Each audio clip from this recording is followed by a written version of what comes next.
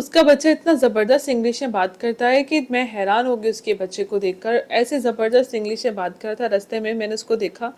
और एक और को भी मैंने देखा था, उसका बच्चा भी इतनी अच्छी स्पोकन इंग्लिश में बात कर रहा था। पर मेरा बच्चा क्यों नहीं इंग्लिश में बात करता, और मेरे बच्चे को इंग्लिश में मैं किस तरीके से करूं। हालांकि मैं क्या करूं, स्कूल में इंग्लिश मीडियम में उसको एडमिशन कराया है, और इंग्लिश मीडियम में कराने के बावजूद जो है वो उसकी स्पोकन इंग्लिश इतनी अच्छी नहीं है। टीचर से कहा तो वो कहने लगी कि आप बच्चे को सिखाएं ना, हम तो अपनी तरह से क्लास में बिल्कुल बात करते हैं, पर आपका बच्चा तो पार्टिसिपेट ही नहीं करता, इंग्लिश में बात ही नहीं करता, उर्दू में ही बात करता है। अब इसमें मेरा क्या कसूर है? जब घर में माहौल ऐसा है कि सारे के सारे उर्दू में बात करते हैं, तो मेरा बच्चा इंग्लिश में कैसे बात करेगा? लेकिन किसी को तो ये बात समझ में नहीं आ रही, तो मैं क्या करूं? देखें, ये बहुत सारे मसाइल हमारे माशरे में इस वक्त बहुत ज़्यादा हैं, और इसके ऊपर डिस्कशन करना और ये चीज़ें बातचीत करना बहुत ज़रूरी है कि हम लोग इस पर डिस्कशन करें और किस तरीके से हम अपने बच्चों की इंग्लिश को इम्प्रूव करें। तो मैंने सोचा कि इसके ऊपर मुझे एक सीरीज़ बनानी चाहिए, और उसके साथ साथ जो माएँ अपनी बच्चों की होम स्कूलिंग कर रही हैं, बहुत सारी माएँ ऐसी होती हैं जो कहती हैं कि चलो ठीक है, हमारा बच्चा छोटा भी स्कूल गोइंग नहीं जा सकता, तो हम उसको किंडरगार्टन की तैयारी जो है, जो प्ले ग्रुप की बिगनर में स्कूल की जो तैयारी होती है नर्सरी की, वो अपने घर में करवा लें। तो उसके लिए उनको टोटल जो 3 इयर्स का इंग्लिश का कोर्स होता है, किस तरीके से स्टेप बाय स्टेप आप अपने बच्चे को घर में होम स्कूलिंग के जरिए इंग्लिश सिखा सकते हैं, स्पोकन में सिखा सकते हैं। एटलीस्ट उसका, मैं ये नहीं कहती कि आपका बच्चा प्रॉपर स्पोकन इंग्लिश में होना चाहिए, मैं ये कहती हूँ कि आपका बच्चा अगर कोई से इंग्लिश में बात करे तो इंग्लिश में जवाब दे सके, उर्दू में बात करे तो वो उर्दू में जवाब दे। दोनों लैंग्वेज उसको आनी चाहिए, लेकिन इस तरीके से आनी चाहिए कि बच्चे को फील ना हो। हम लोग बचपन से उसके दिमाग में ये फोबिया डाल देते हैं कि तुम्हें इंग्लिश में बात करनी है, उसका बच्चा इंग्लिश में बोलेगा तो वो ज़्यादा अच्छा है। इस तरह नहीं है। हमारा, हम पाकिस्तान में रहते हैं, हमें इस बात को जो है, हमारा इर्द गिर्द माहौल कैसा है, आप अपने बच्चे को इन्वायरमेंट कैसा दे रहे हैं, ये बहुत ज़्यादा काउंट करता है। आप किसी भी जगह पे रह रहे हैं, किसी भी कंट्री में रह रहे हैं, वहाँ पे कौन सी ज़बान बोली जाती है, जो वहाँ की बेसिक ज़बान है, वो बच्चे ने सीखनी ही सीखनी है। क्योंकि देखिए, लैंग्वेज एक ऐसी चीज़ होती है जो कि बच्चा जो है ना, वो स्पोकन से आती है, इर्द गिर्द के माहौल से आती है। उसको हम लोग रट्टे लगा के सीख तो लेते, हम भी सीख लेंगे। कोई भी लैंग्वेज आप बहुत आसानी से सीख सकते हैं, रिटर्न में आप उसको सीख लें, हर तरह से सीख लें, लेकिन जब तक आपको इन्वायरमेंट वैसा नहीं मिलेगा, आप लोग उधर नहीं जाएंगे जहाँ पे हर कोई वैसे बात करता हो, तो वो आपकी अच्छी नहीं हो सकती। उसको आप स्पोकन में उतना अच्छा नहीं बोल सकते। तो ये वाली सब सारी बातें की प्रॉब्लम्स हैं हमारे माशरे में, और हम लोग इसको एड्रेस करना बहुत ज़रूरी है। इसको हम लोगों को मेंटली तौर पे एक्सेप्ट करना चाहिए कि ये प्रॉब्लम जो है बेसिकली आ रही है। अब मैंने सोचा कि इसके ऊपर एक सीरीज होनी चाहिए जिसपे हम लोग इंग्लिश को प्रॉपर अपने बच्चे को एटलीस्ट जो है उसको हम इतना कर दें कि 3 साल में उसकी इंग्लिश की अच्छी तरीके से तैयारी हो जाए। और अगर आपको लग रहा है आपका बच्चा आगे की क्लास में चला गया है, उसकी रीडिंग राइटिंग में प्रॉब्लम हो रही है, डिक्टेशन में इंग्लिश की प्रॉब्लम हो रही है, तो उसको हम लोग सॉल्व करें। तो बच्चे का कॉन्फिडेंस बिल्डअप करें कि वो स्पोकन इंग्लिश की तरफ भी आए, सेकेंड उसकी रीडिंग राइटिंग बेहतरीन हो, और फोर्थ उसका जो है उसकी डिक्टेशन बिल्कुल सही होनी चाहिए, स्पेलिंग मिस्टेक्स और ये चीज़ें उसकी नहीं होनी चाहिए। तो जब ये सब कुछ नहीं होगा, तो आपके बच्चे का ऐसा कॉन्फिडेंस लेवल उसका बूस्टअप होगा कि वो इंग्लिश में बात भी करेगा, जो भी उससे बात करे, और उसके साथ साथ उसके जितने एरियाज हम उसके ऊपर काम करें उसकी बेसिक्स पे। अगर आपका बच्चा किंडरगार्टन का है, या फिर वो आपका बच्चा जो है वो आगे की क्लास में जा चुका है, आगे की क्लास के मीन्स वो 4 में है, 5 में है, 7 में है, 8 में है, लेकिन ये स्टेप्स जो है ना, ये स्टेप बाय स्टेप मैं आपको सिखाऊंगी कि स्टेप बाय स्टेप आपने फर्स्ट स्टेप कौन सा लेना है, सेकंड कौन सा, थर्ड कौन सा, फोर्थ कौन सा। तो आपने स्टेप बाय स्टेप अपने बच्चे को किस तरीके से किस लेवल पे लेकर आना है, और अगर आपके बच्चे में कहाँ पे प्रॉब्लम आ रही है तो उसको किस तरीके से हम लोग सॉल्व करेंगे, और आपका बच्चा जो है उसको उस एरिया को ठीक करते हुए उसकी इंग्लिश ठीक हो जाए। मतलब उसका अगर रीडिंग में प्रॉब्लम आ रही है तो किस वजह से आ रही है, राइटिंग में प्रॉब्लम आ रही है तो कहाँ से उसका लैक आ रहा है, उसकी वजह से उसको राइटिंग में प्रॉब्लम आ रही है, स्पोकन में आ रही है तो किस वजह से स्पोकन में, उसको किस तरीके से हमने लेकर आने के स्पोकन पे भी आ जाए। तो इसके ऊपर हम एक पूरी सीरीज बनाएंगे, और उस पे मैं आपको स्टेप बाय स्टेप सारा कुछ मेथड बताऊंगी, और बहुत अच्छे तरीके से एक्टिविटीज भी होंगे, से बच्चों के लिए फन एक्टिविटीज होंगी जिसके जरिए अपने बच्चे को अपने घर में आप होम स्कूलिंग कर सकेंगे। तो इस तरीके से हम लोग अपने बच्चों को ये सब कुछ सिखाएंगे। तो इसका फर्स्ट स्टेप क्या होगा, उससे स्टार्ट करेंगे हम लोग।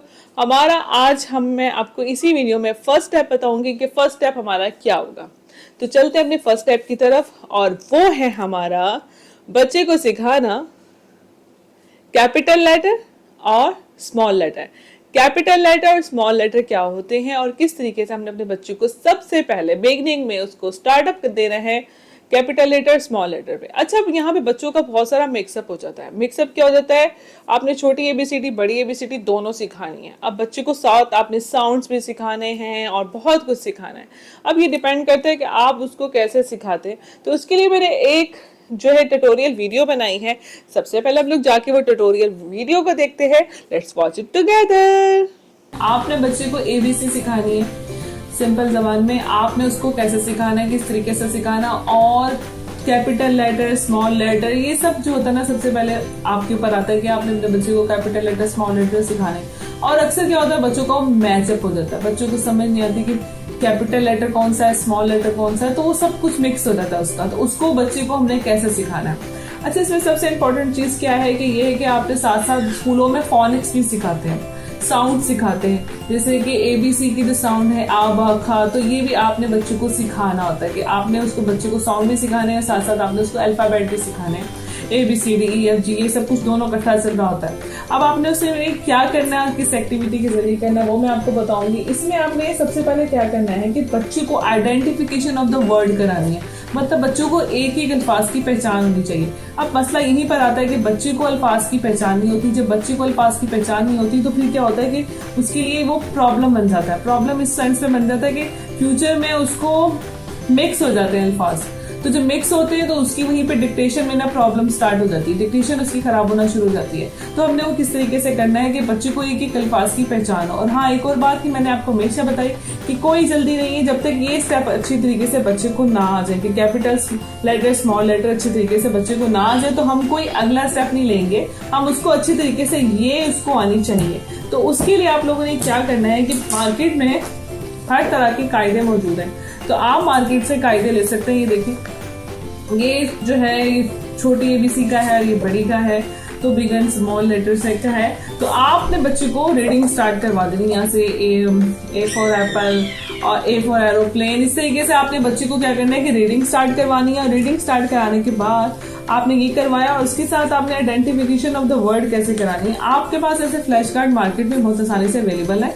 आप ये कार्ड्स ले लें। कार्ड्स नहीं है तो आप एक पेज पे इंडिविजुअली ए लिख लें, ए लिख लिया, बी लिख लिया और उनको पेज को कटिंग कर लें। उसके जरिए क्या होगा, आप उसके जरिए भी काम कर सकते हैं, घर में उसको बना सकते हैं। तो आपने क्या करना है, आपने वो बच्चे के सामने रखना है इस तरीके से उसको। पहले आपने 3 वर्ड्स मैंने आपको कहा कि पहले 3 अल्फाज आपने बच्चे को सिखाने। आपने क्या किया कि बच्चे के सामने रखे और बच्चे से कहा कि अब आप एक काम करो, आप मुझे इसमें से ए को दो। ए कौन सा है इसमें से? हाँ, ये है। और इसमें से सी कौन सा है? ये सी है। अब ये बताओ इसमें से बी, ये बी है। इस तरीके से आप बच्चे से उसको identification of the each word करवानी है। इसी तरीके से आपने बच्चे से कहना है कि अच्छा इसमें से ए कौन सा है? और ये क्या है? ये क्या है? आप साउंड के जरिए भी बच्चे से एक एक को, अच्छा इसमें से आप मुझे ए का लेटर, यस, ब का है? ब, यस, ख, वेरी गुड। आपने इस तरीके से बच्चे को करवाए। 3 हो गए तो आपने उसके बाद क्या किया, उसमें इजाफा करते जाना है। इस तरीके से आपने बच्चे को कहना है कि ठीक है, अब ये मैंने यहाँ पे रख दिया। अब आप एक एक लेटर बोले जाए, बच्चे से कहें कि आप मुझे इसमें से वो दो। जैसे ग कौन सा है? ये इस तरीके से आपने ये एक्टिविटी करानी है और साथ साथ अपने बच्चे को क्लैप करने के, वाओ तुमने बहुत अच्छा किया है, तुमने बहुत अच्छा पढ़ा है। क्योंकि मैंने आपको कहा है कि साथ साथ एप्रिसिएशन बहुत जरूरी होती है। पॉजिटिव रिइंफोर्समेंट बच्चे को देनी चाहिए ताकि बच्चा जो है उसका हौसला बढ़े और वो और अच्छे तरीके से करे और पढ़े। अच्छा, इसके साथ साथ आपने क्या करना है, ये वाले कार्ड्स नहीं है तो आप ये वाले कार्ड्स जो है ना, ये स्मॉल एबीसी के हैं, ये वाले भी आप ले सकते हैं। ये भी मार्केट में अवेलेबल है। इसमें सिंपल एक पे ये लेटर लिखा हुआ है, उसकी पीछे जो है उसकी पिक्चर है। तो जैसे एरोप्लेन हो गया, बैग हो गया, तो इसके जरिए आप ये बच्चे को फ्लैश कार्ड रोजाना आप बच्चे के सामने फ्लैश करें तो उसके जरिए बच्चे को क्या होगा कि बच्चे को ABC आने लगेगी। फ्लैश कार्ड की एक्टिविटी मेरे चैनल पे ऑलरेडी मौजूद है, आप उसके जरिए आप वहां पे देख सकते हैं। उसका जो लिंक है वो मैं डिस्क्रिप्शन में दे दूंगी आपको। फ्लैश कार्ड की एक्टिविटी उसमें किस तरीके से आपने बच्चे को सिखाना है तो आप उसके जरिए सिखा सकते हैं। उसके साथ साथ आपने ABC में ये चीजें सिखाने के साथ साथ आइडेंटिफिकेशन के लिए एक और एक्टिविटी है। आप उसमें क्या कर सकते हैं कि आप बच्चे को मैचिंग करवा दें अल्फाज की ना। जैसा कि ये मेरे पास कार्ड्स हैं, आप क्या करें कि बच्चे को फ्लैश कार्ड के जरिए भी एक्टिविटी करवा सकते हैं कि मंकी को उसको सर्कल करो, ये करो, तो ये भी आप करवा सकते हैं। अच्छा, इसके साथ एक और ये कायदा मौजूद है, इसके जरिए आप इसमें साउंड करवाएं। मेरा मशवरा आपको ये होगा कि आप जो ABCD है ना वो कैपिटल लेटर में सिखाएं तो ज्यादा बेहतर है। स्मॉल में आप ऐसा करें कि उस बच्चे को साउंड सिखा दें। साउंड्स और फोनिक्स होते हैं, आप बच्चे को वो स्मॉल लेटर में सिखाएं। तो आपने इसमें क्या करना है कि बच्चे को इसमें इस तरह सिखाना है कि alligator, A for Apple, A for x. आप एक और काम कर सकते हैं, एक पेज में ABC लिखे सारी और उसको अपने किसी भी कमरे, अपने जो कमरा होता है जहाँ पे बच्चे का गुजर है, दरवाजे पे लगा दें, अलमारी पे लगा दें, कहीं भी आप वो वहां पे लगा दें। और वहां लगाने के बाद बच्चे को आप रात के वक्त रीडिंग करवा सकती हैं। चलो हम ABC पढ़ते हैं तो बच्चे को एक एक ईच वर्ड को आप पढ़वाएं, ABCDEF। अच्छा बताओ इसमें से A कहाँ है, इसमें से B कहाँ है, इसमें से C कहाँ है, इसमें से ये कौन सा है। ये इस तरीके से क्या होगा कि बच्चा जो है रोजाना फन उसके लिए होगा। रात को सोने से पहले एक दफा रीडिंग करा दें उसे। जब दीवार पे लगा हुआ होगा, पेज पे आप सिंपल पेज पे लिखें और उसको दीवार पे आप लगा दें, आप अलमारी पे लगा दें, कहीं भी लगा दें। और उसके बाद जब बच्चा गुजरते हुए रात को जब एक दफा पढ़ के जब सोएगा तो क्या होगा कि बच्चे के जहन में वो जहन नशीन होगा और बच्चे को अच्छी तरीके से फन के तौर पे आ जाएगा। क्योंकि बच्चे को स्पेशल लेके बैठो तो बच्चा नहीं पढ़ता। खासतौर पे जो छोटे बच्चे होते हैं उनका ये मसला होता है कि स्पेशल लेके बैठो, उनके लिए एक्टिविटी के जरिए हम उनको पढ़ाएंगे तो बहुत अच्छे तरीके से सीखते हैं। तो आप इस तरह कर सकते हैं कि आप उसमें आप दीवार पे लगाएं और उसको बच्चे को इस तरीके से अच्छी तरीके से ABC सिखा दें। आप लोगों ने ट्यूटोरियल वीडियो देखी, इसमें मैंने आप लोगों को डिटेल से बताया कि किस तरीके से आपने बच्चों को छोटी ABCD बड़ी ABCD दोनों जो कैपिटल लेटर स्मॉल लेटर दोनों सिखा सकते हैं। देखिए कोई मुश्किल नहीं है, इस तरीके से आप लोग उसको एक्टिविटीज करवाएं और इस तरीके से हम लोग उसको बहुत आसानी से ये स्टार्ट में ABCD का कॉन्सेप्ट देंगे। देखिए जल्दी नहीं करना। मैं हमेशा एक बात कहती हूँ कि आपने अपनी बच्चे को पढ़ाते हुए सिखाते हुए जल्दी नहीं करना, क्योंकि ये बेसिक्स है। बेसिक पे जब आपका बच्चा आता है ना तो आपने कोई जल्दी नहीं मचानी कि बस फटाफट फटाफट ABCD चीजें आ जाएं। आपने उसको इजी स्टेप देने, 3 वर्ड सिखा दिए, फिर 3 सिखा दे, लेकिन उसको identification of the each letter आपने लाजमी करवाना है। जब तक उसे एक एक लेटर की आइडेंटिफिकेशन नहीं होगी तो बच्चे का प्रॉब्लम रहता है। अच्छा, स्पीच थेरेपी में भी हम लोग क्या करते हैं कि उसको आइडेंटिफिकेशन ऑफ द लेटर करवाते हैं। जैसे बच्चों के साउंड्स खराब होते हैं तो उसमें भी ये चीज़ मायने करती है बच्चे का। अगर आप लोग ये आपका बच्चा प्रॉब्लम है, उसको स्पोकन में प्रॉब्लम आ रहा है, तो अगर आप उसको ये देखेंगे ना कि इसमें कौन सा साउंड उसका खराब हो रहा है, उस साउंड्स को हम लोग ठीक कराएंगे ना, आइडेंटिफिकेशन उसको अच्छी तरीके से कराएंगे तो उसकी स्पोकन में भी वो ठीक हो जाएगी।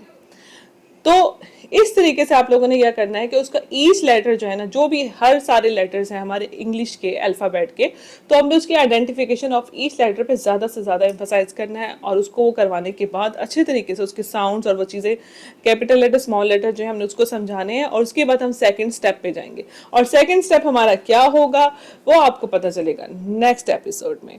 तो आप लोगों का कोई भी क्वेश्चन है और आप लोग कुछ मुझसे पूछना चाहते हैं तो आप कमेंट कर सकते हैं। और इसके साथ साथ और भी सारा कंटेंट, बहुत सारा जो भी आपको वीडियोस चाहिए उर्दू से रिलेटेड, हम लोगों ने एक पूरी सीरीज बनाई है तो आप वो भी जाके देख सकते हैं। और भी एक्टिविटीज़ किंडरगार्टन की मौजूद हैं और स्पीच थेरेपी से रिलेटेड, साइकोलॉजी से रिलेटेड, आपको कुछ भी आप हमारे वीडियोस देखना चाहते हैं तो कंटेंट मौजूद है, आप जाके मेरे चैनल पे विजिट कर सकते हैं। और आई होप आज का एपिसोड आपको पसंद आया होगा। देखते रहे little star cognitive learning. More detail, visit our Facebook page, Instagram and our YouTube channel Little Star Cognitive Learning.